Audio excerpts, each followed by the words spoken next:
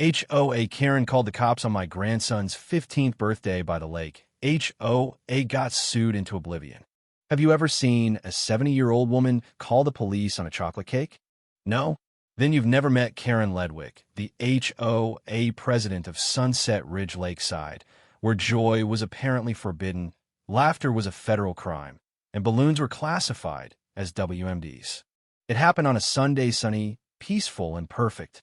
My grandson, Jackson, was turning 15. He didn't want a party with decorations or music or gifts. Just grilled hot dogs, his cousins, and a few hours by the lake behind our house. Simple, beautiful, American. We had a picnic table set up right along the waterline, a cooler with soda, a Bluetooth speaker playing quiet classic rock. One of the kids hung a small birthday banner between two trees. Jackson smiled more that day than he had all year. He's quiet, sensitive, the kind of boy who apologizes when you bump into him. And this was the first time in months I saw his shoulders relax.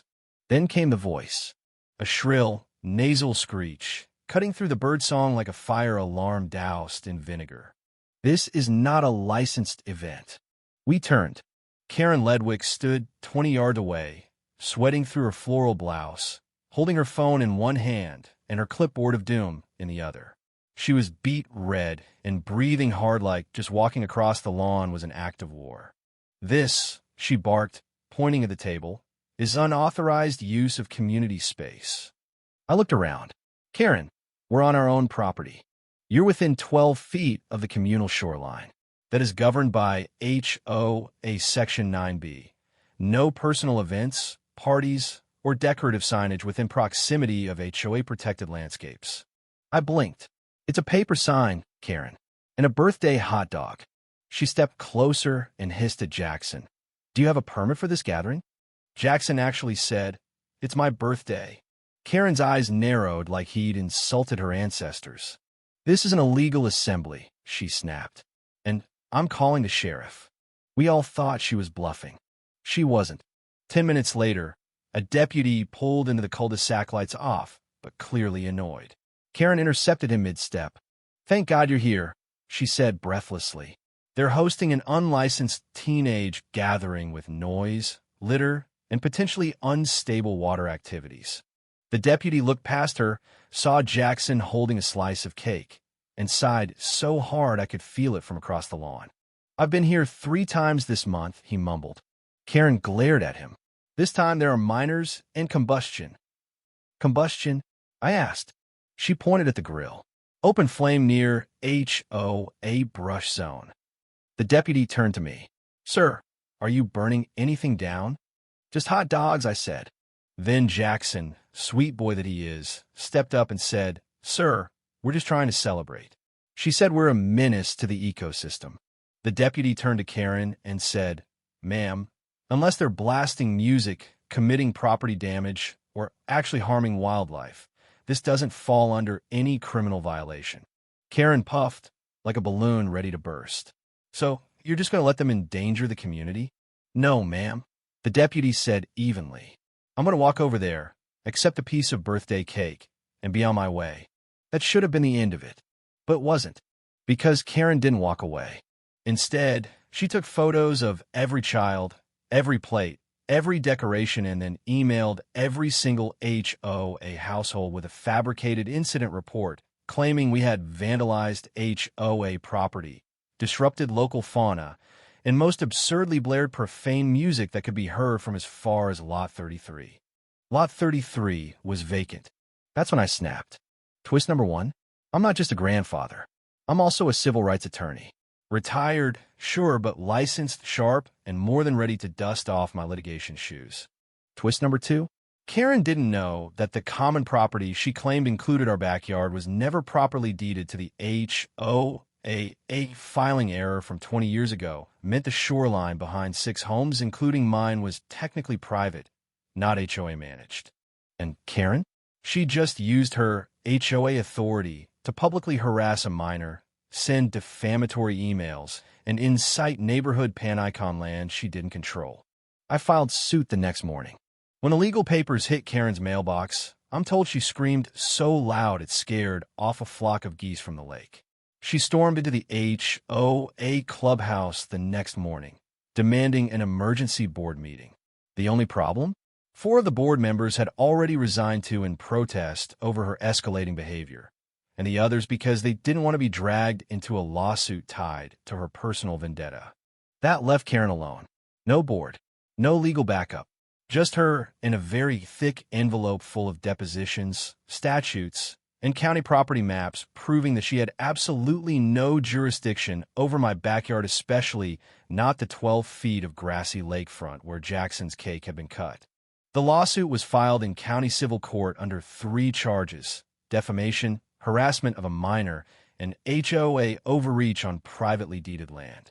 Karen, for reasons only known to whatever vinegar-powered logic drives her, decided to represent herself. She walked into court in a beige suit that looked like it had been ironed with a waffle press, carrying that same clipboard. I sat at the plaintiff's table with my co-counsel, a good friend and fellow attorney named Gloria, who kept whispering, "This is going to be more fun than cable." The judge? Oh, he was perfect. Stern, fair, and clearly over HOA drama. You could tell he dealt with too many petty suburban crusaders in his day. "Let me get this straight," he said, scanning the file. "You called the sheriff over a birthday party and then emailed the community stating that the child's actions endangered wildlife and caused property vandalism?" Karen stood stiff. There were streamers tied to tree trunks. That qualifies as unapproved alterations to communal landscaping. "And these trees," the judge asked, "were on the defendant's property?" She paused. "Technically, yes." From that point on, it was like watching a cartoon villain slowly realize gravity applies to them too. Every time she tried to pivot, Gloria handed over another document. Her fake incident reports, all typed by her, never approved by the board. The photos? Taken without consent of minors. The blaring music she cited? We played a Bluetooth speaker at volume level 3, and we had the decibel meter readings to prove it. But the worst hit came when Jackson testified. My grandson stood in front of the courtroom, shoulders tense, hands in his pockets. He wasn't rehearsed. He wasn't coached. He just spoke the truth. "I didn't want a big party," he said. "I just want to sit by the water with my family." She screamed at me like I did something wrong. I didn't even know how to react. I went home that night and thought I ruined everyone's day. Karen tried to interrupt. The judge shut her down with a look that could freeze lava. The verdict? Full ruling in our favor. Karen was fined $12,500 in damages, with $3,000 specifically awarded to Jackson for emotional distress and targeted harassment. But the court didn't stop there. Based on the overwhelming evidence of false reporting, HOA manipulation, and misuse of power, the judge referred the case to the state's HOA Compliance Commission. And here comes the final twist. The state commission launched a full audit of Sunset Ridge Lakeside, HOA. Turns out, Karen had been forging signatures on board votes for over a year. Budget misallocations, inflated maintenance fees, false violations that scared homeowners into paying fines that didn't exist in any legal charter. It was systemic. By the time the audit concluded, the HOA was formally dissolved by court order. That's right. The entire association was shut down. Karen's home lost its HOA-compliant status, and any liens tied to her petty rulebook were expunged from property records. Her name was blacklisted from serving on any HOA board in the state. And the cherry on top? Jackson used part of his court-awarded money to host a community picnic at the lake 6 months later. The theme? Freedom to celebrate. He printed signs with balloons and birthday hats, and every single neighbor showed up. People brought dogs, guitars, grilled burgers. One man brought a bubble machine and said, "Let's see her call the FAA now." Karen moved 2 towns over. Rumor is she tried to start a new HOA chapter. Within 3 weeks, the neighborhood voted unanimously to bar her from office. As for me, I still sit out on that lake with Jackson sometimes. He's taller now, quieter, but still kind, still good. And I'm proud that when someone tried to crush that light with a clipboard and a fake rulebook, we didn't just fight back. We won.